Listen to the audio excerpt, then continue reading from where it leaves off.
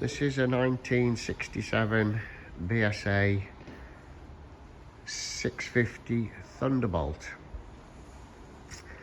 It's a project bike, but it does turn over.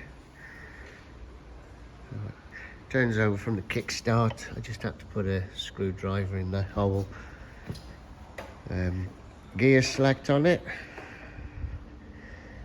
Brakes work.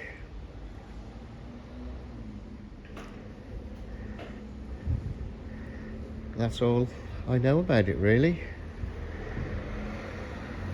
Oh, the clutch don't work.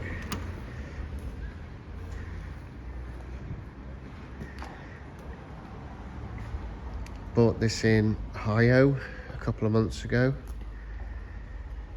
Bought 2 or 3 BSAs off a guy that had them locked in his barn for a few years. So if you fancy BSA Thunderbolt project, this will be on eBay.